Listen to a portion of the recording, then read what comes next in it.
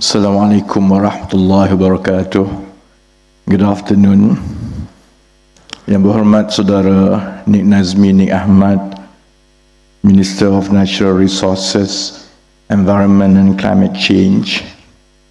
Yang berbahagia Datuk Nur Azmi Dirun, Secretary General, Ministry of Economy. Yang berbahagia Tan Sri Abdul Wahid Umar, Chairman Bursa Malaysia. Yang berbahagia Datuk Seri Awang Adi Hussein, Chairman of Securities Commission.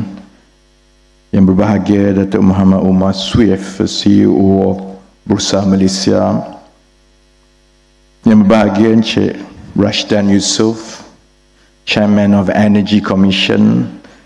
Yang berbahagia Tan Sri Datuk Sri Zamzam Raini Muhammad Isa, Chairman Maybank Berhad. Yang berbahagia Datuk Khairul Saleh Ramli, Group President and CEO of Maybank. Ms. Kate Lim, Country Head CLSA Malaysia. Distinguished guests, ladies and gentlemen. Moments like this do not happen often. A global crisis that demands urgent and serious action. An impetus to act that lies in the hands of a reformist government with political will, and a real opportunity for Malaysia to seize its one shot to be a regional powerhouse. Our economy has not changed much for the past 10 to 15 years. Our industry base is stuck in the middle, snared by the bottom of countries taking away our low-cost advantage and struggling to reach higher in the value chain to compete with more advanced economies. Our talents have migrated elsewhere to compete better, and our country is more accustomed to following the crowd than leading it. In the first month of assuming office at the Ministry of Economy, one of my main tasks was to find an area of focus that would combine our existing strengths, take advantage of global megatrends, and fundamentally transform how our economy works. The launch of the National Energy Transition Roadmap today marks that important change in our thinking. It is not only a document that contains interim measures to meet our net zero target, but it is a combination of strategies and initiatives that could transform our economy, livelihoods, and our place in the world. After months of engagement, brainstorming, and securing final commitments, we will unveil phase 1 of the NETR that contains 10 flagship catalyst initiatives that will define policy thinking and economic direction in years to come. Ladies and gentlemen, the NETR would help us transform our economy by opening up profitable ventures that are good for the environment and good for the economy. Our ability to continuously rely on finite oil and gas resources is diminishing.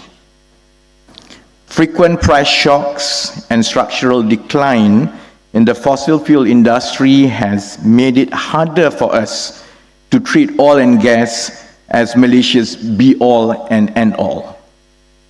For the past few years, our investments into renewable energy have lagged behind our peers.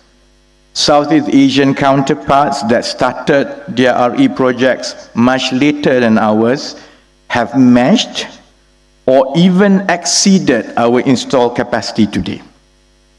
A key reason for this is because past administrations have not made the RE industry a sufficiently profitable venture for businesses to undertake. In fact, a race to the bottom was normally how the industry was structured in the past. NETR is this administration's effort to change the economics of RE so that we could rapidly scale up our installed capacity with the right infrastructure and technology. 2 months ago, the Ministry of Economy and it's very difficult to pronounce next ministry, NRECC. I prefer to call it NREC, but they don't like it. It's wrecking something. 2 months ago, my ministry and NREC made a few pivotal policy decisions that actually went under the radar. First, we lifted the export ban of RE with the purpose of increasing the potential yield that could be obtained by companies that participate in this transition. Second, we announced the establishment of a central electricity exchange that will be operated by a single market aggregator to ensure prices are fair and transparent. And to double down on our commitment, we even stretched our RE installed capacity targets by nearly 2 times, from 40% to 70% by 2050. The NETR launched today puts these policies in motion by introducing 10 wide-ranging catalytic initiatives that will open up investment opportunities between 435 billion ringgit to 1.85 trillion ringgit by 2050. One of these projects is the integrated RE zone that will be championed by Khazanah Nasional Berhad and carried out through a joint venture between UEM and Itramas. At 1 gigawatt, this hybrid solar photovoltaic power plant is the largest of its kinds in Southeast Asia, and if I'm not mistaken, is number 8 in the world by capacity. The scale of our ambition has attracted high-profile global investments from major economic blocs totaling 6 billion ringgit, and that MOU shall be inked today. NETR also opens up the hydrogen pathway in Sarawak, as it implements rounds of projects to emerge as the hydrogen hub in the country and put in place the framework of CCS, carbon capture and storage, so that catalyst projects could be implemented in these 2 years. We will continue to take advantage of the declining technology costs in RE and build first mover advantage in nascent levers as we move our investment into these high growth, high value areas. Ladies and gentlemen, beyond this, we have also come to recognize that if we want to affect change at the national scale, we would only succeed if our policies touch people's lives on a day-to-day basis.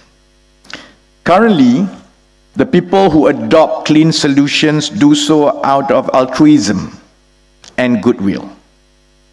Convincing a family of 4 to buy and install a solar panel at their rooftop for 20,000 ringgit at least, that's the cheapest investment.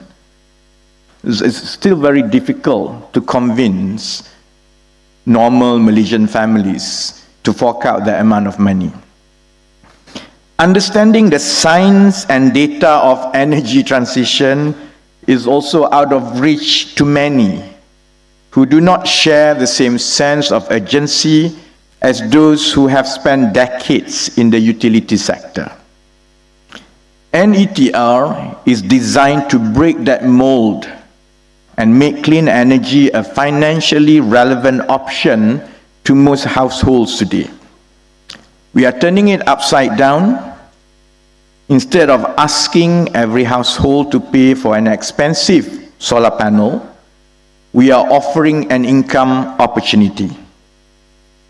In every home, we intend to give households the option to lease out their rooftops in return for a monthly income that could lower their electricity bills and put more cash in their pockets.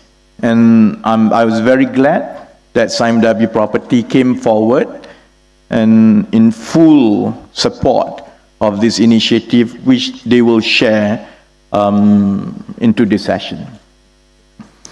The government is taking the lead on this by allocating so far this year 80 million ringgit and more in the coming years for solar panels to be installed on the rooftops of government buildings.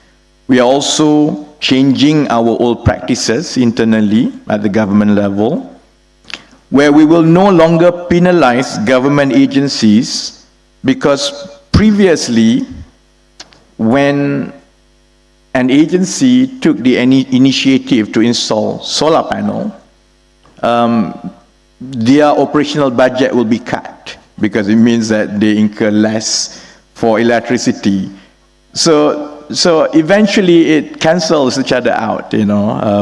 Government departments say, there's no point for me to go through this, because what it does is basically my allocation will be cut. So we are also changing that so that we won't deduct their budget from electricity savings, so that that budget hopefully can go for something else, and that goes directly to the people.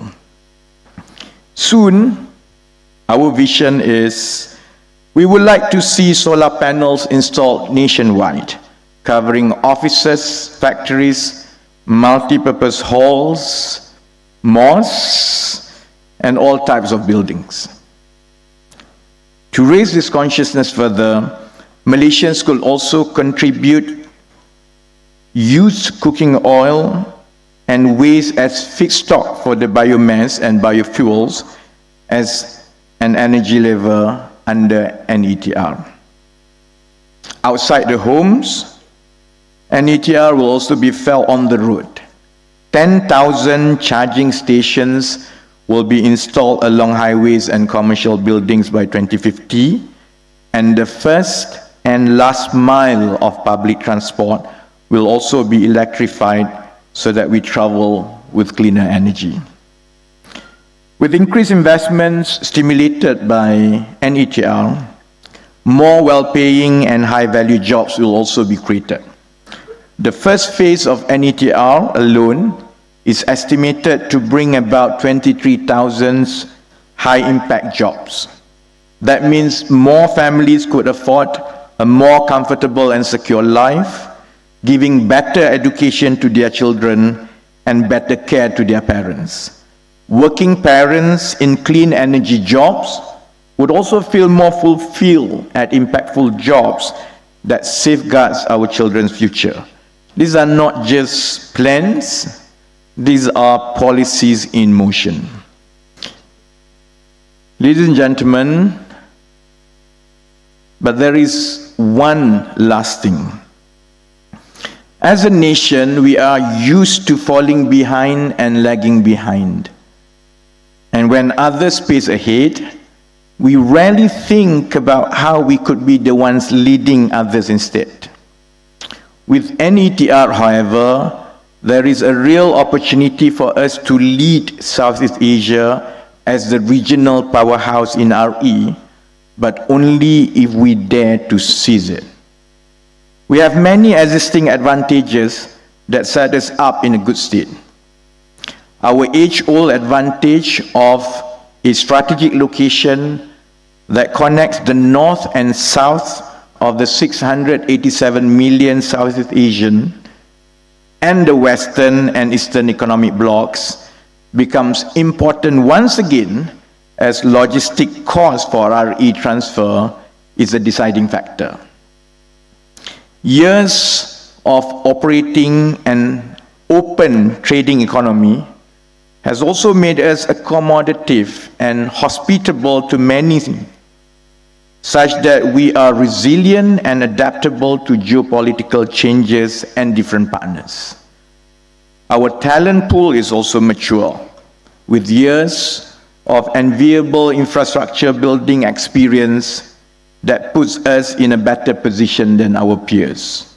In fact, unbeknownst to many, Malaysia is ranked first in Southeast Asia, second in emerging Asia, and 35th in the world, on the most recent Energy Transition Index 2023 by the World Economic Forum.